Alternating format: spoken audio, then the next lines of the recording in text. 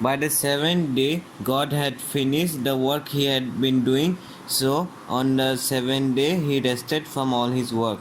Then God blessed the seventh day and made it holy, because on it he rested from all the work of creating that he had done.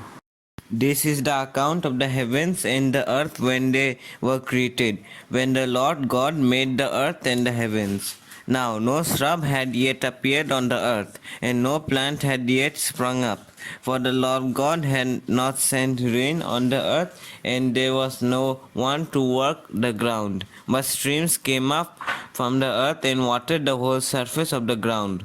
Then the Lord God formed a man from the dust of the ground and breathed into his nostrils the breath of life, and the man became a living being. Now the Lord God had planted a garden in the east in Eden, and there he put the man he had formed. The Lord God made all kinds of trees grow out of the ground, trees that were pleasing to the eye and good for food. In the middle of the garden were the tree of life and the tree of knowledge of good and evil. A river watering the garden flowed from Eden. From there it was separated into four headwaters. The name of the first is the Pison. It winds through the entire land of Havilah where there is gold. The gold of that land is good. Aromatic resin and onyx are also there. The name of the second river is the Gihon.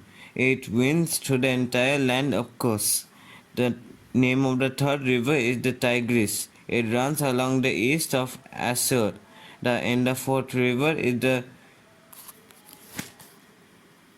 Euphrates.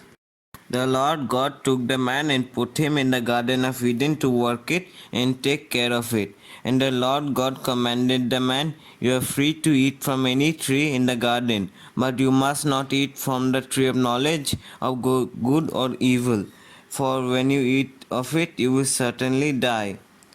The Lord God said, "It is not good for the man to be alone. I will make a helper suitable for him."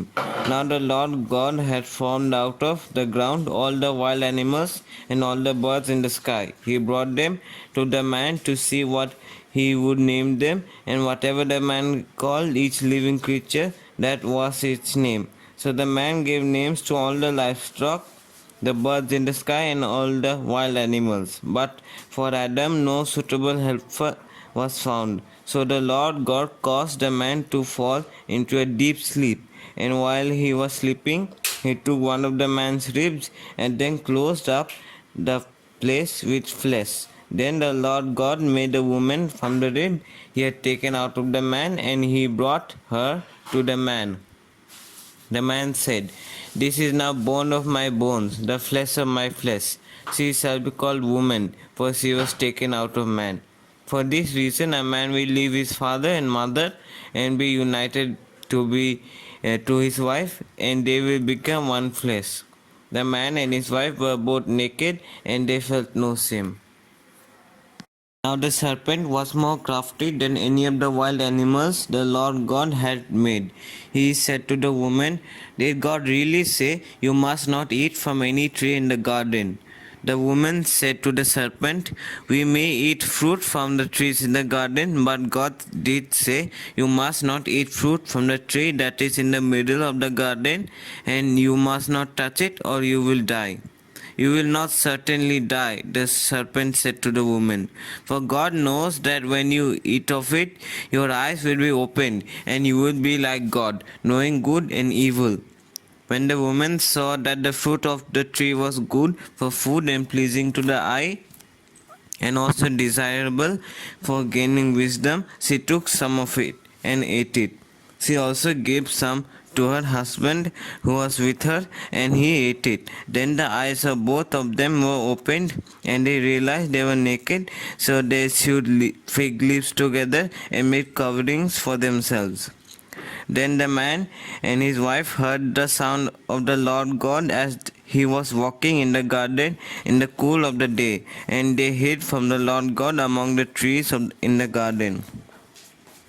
But the Lord God called to the man, "Where are you?" He answered, "I heard you in the garden, and I was afraid because I was naked, so I hid." And he said, "Who told you that you were naked? Have you eaten from the tree that I commanded you not to eat from?" The man said, "The woman you put here with me, she gave me some fruit from the tree and I ate it." Then the Lord God said to the woman, "What is this that you have done?" The woman said, "The serpent deceived me and I ate." So the Lord God said to the serpent, "Because you have done this, cursed are you above all livestock and all wild animals. You will crawl on your belly and you will eat dust all the days of your life. And I will put enmity between you and the woman, and between your offspring and hers. He will crush your head and you will strike his heel."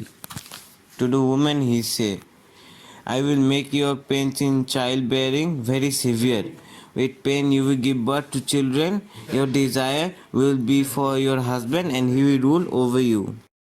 To Adam he said, "Because you listened to your wife and ate from the tree about which I commanded you, you must not eat. Cursed is the ground because of you. Through painful toil you will eat of it all the days of your life. A tree produces thorns and thistles for you, and you will eat the plants of the field. By the sweat of your brow you will eat your food, until you return to the ground, since from it you were taken. For dust you are, and to dust you will return." Adam named his wife Eve, because she would become the mother of all living things. The Lord God made garments of skin for Adam and his wife and clothed them.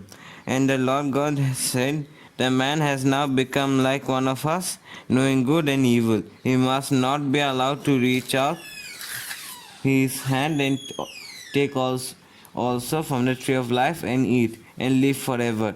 So the Lord God banished him from the Garden of Eden to work the ground from which he had been taken.